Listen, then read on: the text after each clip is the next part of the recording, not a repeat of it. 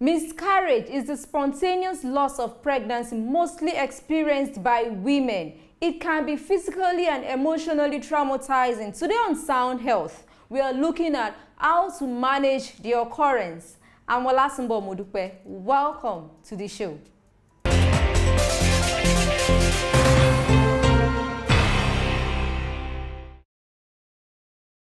The international community must work together towards a new international treaty for pandemic preparedness and response to build a more robust global health architecture that will protect future generations.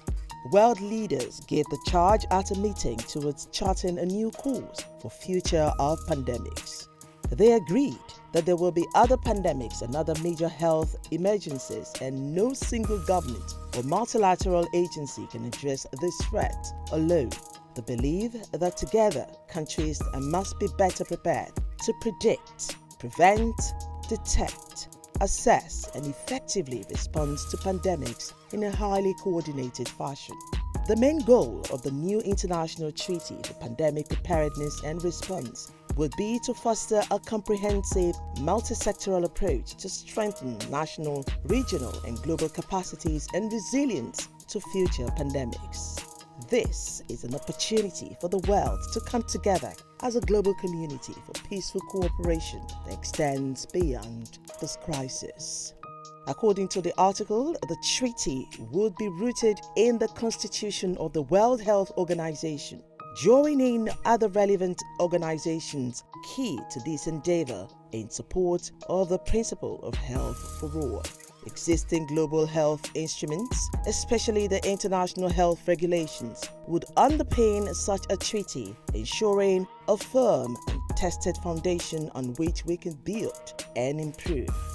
In Lagos, 181,000 persons have been vaccinated, comprising of 88,188 males and 92,962 females.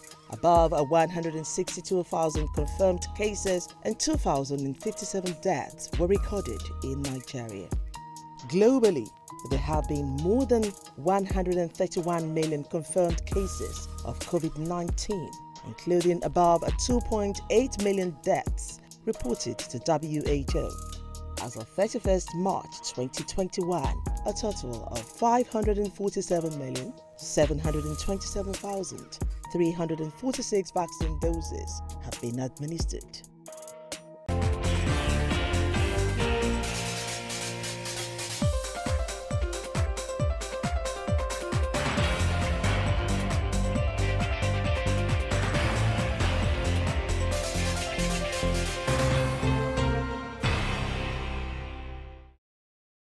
The program you're watching is still Sound Health on Lagos Television.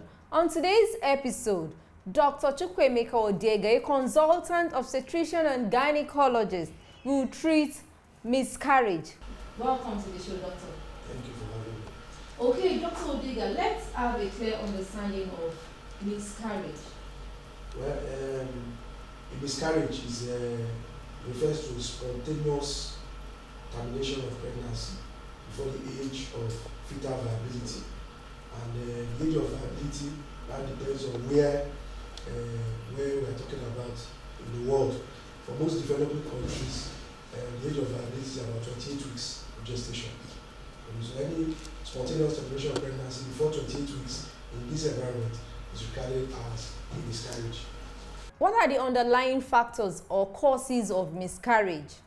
Cause of miscarriage, especially early miscarriages in the first trimester, are actually genetic abnormalities. Okay, what is referred to as an abnormal karyotype. This is responsible in about 50% of cases. Then we have other causes, sometimes hormonal problems, structural problems with the womb, with the cervix, immunological problems, infections, and whatnot. But by and large, the commonest causes are genetic causes. What about a woman's rhesus factors or status? Yes, that's why I mentioned immunological factors. That's where that comes in. Spotting is the most commonest symptoms of miscarriage. Apart from this, what are the other symptoms of miscarriage? Well, yes, essentially it's bleeding. It may not just be spotting, but maybe heavy bleeding. And apart from the bleeding, there's usually pain. Okay, low abdominal pain. Okay. Miscarriages are not the only cause of bleeding in early pregnancy. Other causes include conditions like ectopic pregnancies, decidual bleeding, and things like molar pregnancies as well. However, one way of distinguishing an ectopic a miscarriage from an ectopic pregnancy is that is actually the timing of the pain in relation to bleeding. Usually for a miscarriage, the bleeding precedes the pain, while for an ectopic, the pain actually precedes the onset of bleeding. Okay, so that's one way. So essentially, the main symptoms are bleeding and pain. Could one's lifestyle be attributed to miscarriage?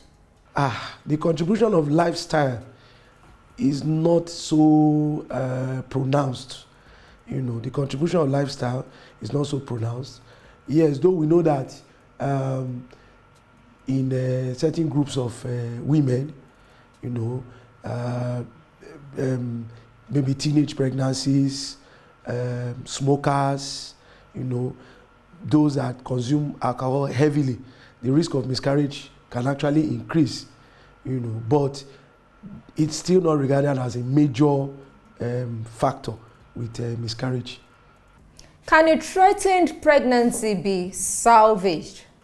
Well, actually, because these days we talk about evidence-based medicine, that we apply evidence that is gotten from a different quality of studies, and we apply that to clinical management of patients. Now, evidence-based management now for a threatened miscarriage, they have not found any interventions at all that can help, because they've tried things like giving hormones, things like progestogens in women with threatened miscarriage, or giving progestogens to prevent miscarriage, or giving estrogen, giving things like multivitamins, bed rest, you know, and uterine muscle relaxants to try and prevent. And all these have not been found to be beneficial.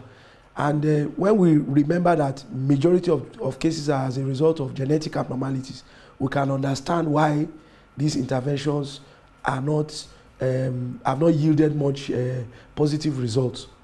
Okay, Dr. Odeigah, what is the difference between a miscarriage and threatened abortion? First of all, in our modern language, because one thing about obstetrics is that we are very language specific. We use, when we say an abortion, it connotes, it has a negative connotation. So they reserve the term abortion for an induced termination of pregnancy. Okay, that is where a woman either uses drugs or uses devices or to terminate the pregnancy. Whereas a miscarriage is a spontaneous one. Okay, so a threatened miscarriage or abortion, there are several types of them, and they may pass from one type to another. Okay, threatened miscarriage is one of the types of miscarriage, and what that simply implies is that the woman is bleeding. Usually there is no pain associated with it, and most importantly, when the scan is an ultrasound scan is done, it shows that the fetus is viable. So that's the difference between that compared to other types of miscarriage. Okay. How long does a miscarriage last? There are, as I said earlier, there are different types of miscarriages. So, for instance, there is what they call a blighted ovum or an anembryonic gestation. Okay, usually the woman may not present with any classical symptoms. She may just complain of some brownish vaginal discharge. She may just complain also that the pregnancy symptoms she has been experiencing, such as throwing up, fullness of the breast and all that, resolves. or and she will go and do a scan, and the pregnancy, you will see an evidence of pregnancy, but the pregnancy is not viable. And in that case, if without intervention, usually the pregnancy remains there. A missed abortion or miscarriage usually doesn't resolve without some form of intervention, either in the form of an evacuation, surgical evacuation, or use of drugs. So in a situation like that, that may last for some time. It may last for weeks, even for weeks. So that's why I said it's a bit difficult to actually say how long. It will depend more on the type of miscarriage. And as I said, it moves from one type to another. Let's assume a miscarriage just occurred. What treatments or medications are put in place? How do you treat such occurrence? Yes. Well, if a miscarriage happens, because there's what is referred to as post-abortal care, okay? Because Nigeria now, as with many other developing countries, induced abortion is actually criminal according to our constitution, except in certain circumstances, maybe when the woman's life is in danger or something like that, which has to be certified by 2 different physicians, okay? So because of that, we have very strict abortion laws, and it's not easy for people to get an abortion like that, okay? But because of treatment of incomplete or unsafe abortions is why a group called IPAS now came out with this set of interventions called post-abortal care. So part of post-abortal care involves treatment of incomplete and unsafe abortions. Right now, that can be done either with drugs. A common drug we have in the market now is called misoprostol. Okay, it's a prostaglandin E1 analog, which can be used. It can be inserted into the vagina. It can be consumed orally. It could be used sublingually under the tongue, as and other routes of administration. And then now, because the skill even to carry out D and C's, that's dilatation and curettage, is not there. A lot of our doctors, junior doctors, even the senior ones, are not very skilled in carrying out D and C's. So because of that, when they do, the risk of complications is high. Complications like perforation of the womb, the risks like introducing infection, bleeding and things. So we have what is called the Carman's cannula and syringe, which is used to do something we call manual vacuum aspiration, okay, which is much safer than carrying out a dilatation and curettage, and is as effective. And apart from being as effective, it reduces the need for hospitalization. It helps to reduce the anesthetic requirements, helps to reduce costs as well when we compare that with the regular D&C. Doctor, in this part of the world, miscarriage is associated with some myth. What's your view on this? The thing is that, well, a woman walking under the sun, that one, there's no biological basis to explain that. In relation to sexual intercourse, there is actually in the sperm, in the semen of the man, there are certain substances called prostaglandins. If you remember, I told you that misoprostol is a prostaglandin E1 analog. So it means that these prostaglandins, which are found in the semen, can actually make a woman start experiencing some uterine contractions. So in fact, some women, after having sex, will complain that they have some pain, maybe from contraction, some spasmic pain coming from their womb following sexual intercourse. So maybe because of that, they may, some may feel, but actually there's no clear relationship between sex, and in fact, sex is only in very few instances in the whole of pregnancy that sex is not advised. Okay. Then another common myth, now when I think about it, is some women that are maybe they had a baby recently, they got pregnant, they got pregnant soon after, and they are still breastfeeding. You understand? They now advise them, say, please don't breastfeed, you know. And again, if we think about it, the biological basis of that, usually during breastfeeding, there is a release of a hormone called oxytocin from the myoepithelial cells around the ducts in the breast. So that oxytocin also causes the womb to contract. So a lot of women have what I refer to as after pains. When they are breastfeeding, they notice pain in their tummy, okay, as a result of uterine contractions. So that may also be another way, but it has not been proven actually to cause miscarriage. Okay, has hormone therapy been certified effective in preventing miscarriage? No, not at all. You know, I said earlier, I talked about evidence-based medicine, and I discussed the use of progestagens, use of estrogen, and these have no benefit, okay? They talk about part of, if you remember when I talked about the causes of miscarriage, I mentioned hormonal causes. One of those hormonal causes is something that is called luteal phase defect, okay? But it's actually, that means that the corpus luteum, which is supposed to produce progesterone to sustain the pregnancy up till about 12 weeks, when the placenta takes over that function, that the corpus luteum is not producing sufficient progesterone. But luteal phase defect, to start with, is a very difficult thing to prove. You'll be required to check progesterone levels over 3 menstrual cycles. You'll be required to take a biopsy, endometrial biopsy, and subject it to histology for 3 consecutive cycles for us to actually diagnose luteal phase defect. So it's a difficult thing to diagnose, and a lot of times actually these progestogens have no basis in the management of miscarriage. Okay, no doubt miscarriage comes with emotional and it is always traumatizing. How can a woman overcome this period? This is what I just tell them. I tell them that it's like nature's way of getting rid of a pregnancy that will not have survived anyway. And I also tell them, because actually miscarriage is the commonest complication of pregnancy. Out of all clinical pregnancies means the one that the woman knows she's pregnant, doctor knows she's pregnant, everybody knows she's pregnant. 10 to 20% of them end up in miscarriages, okay? At 8 weeks gestation, the risk of miscarriage is about 10%, okay?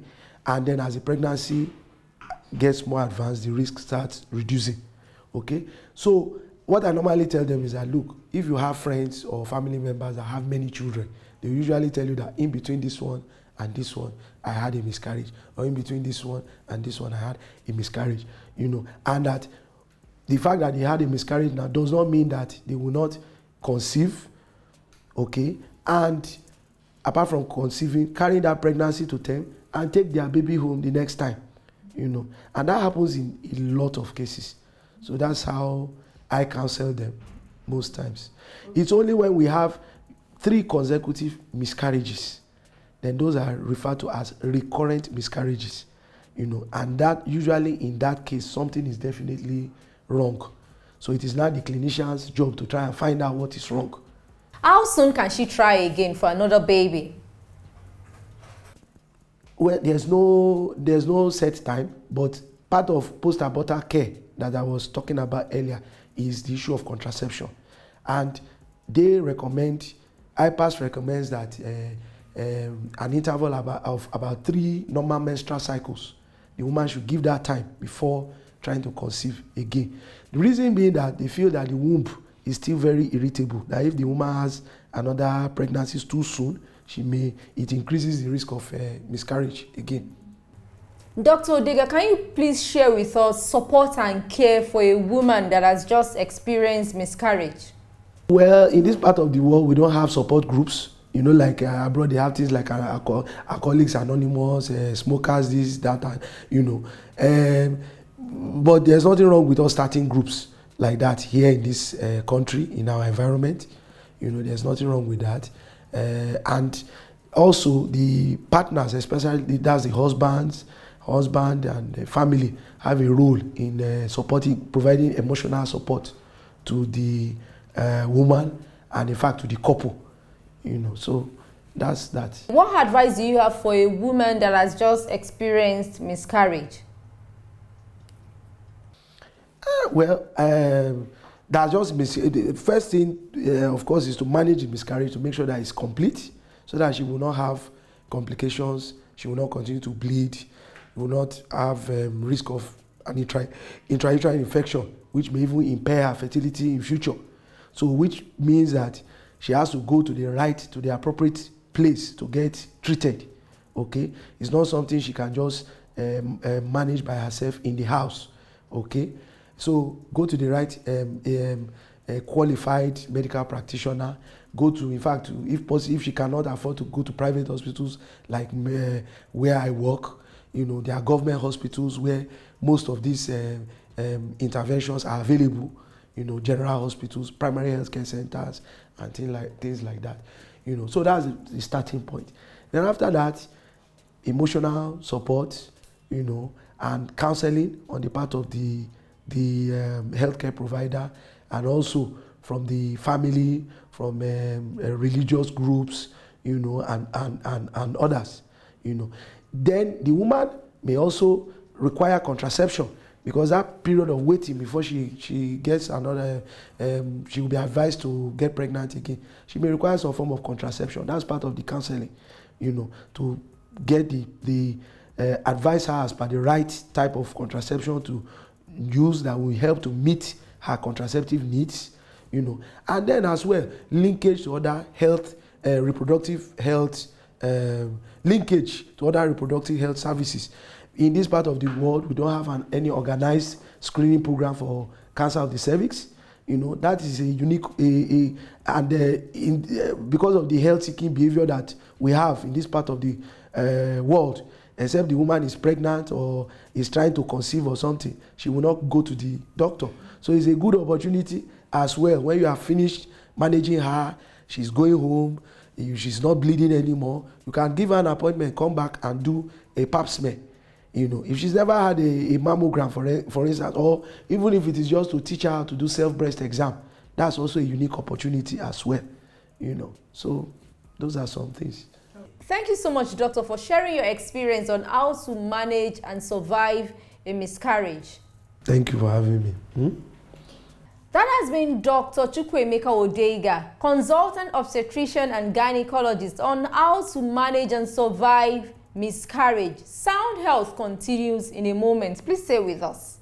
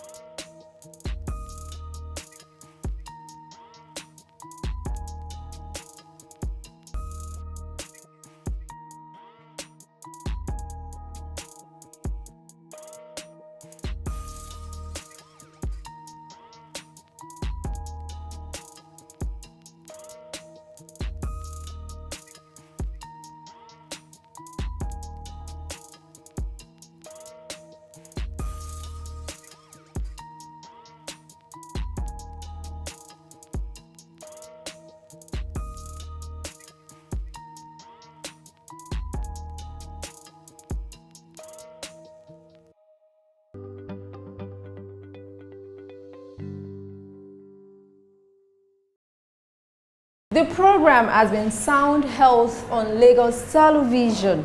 Hope the obstetrician and gynecologist has been able to allay your fears about miscarriage. Whatever your experience, seek medical help early enough. For comments and inquiries, please send SMS to 08035 826603 or follow us on social media at LTV Social. #Sound Health. A sound health is a sound mind. Make healthy living your choice.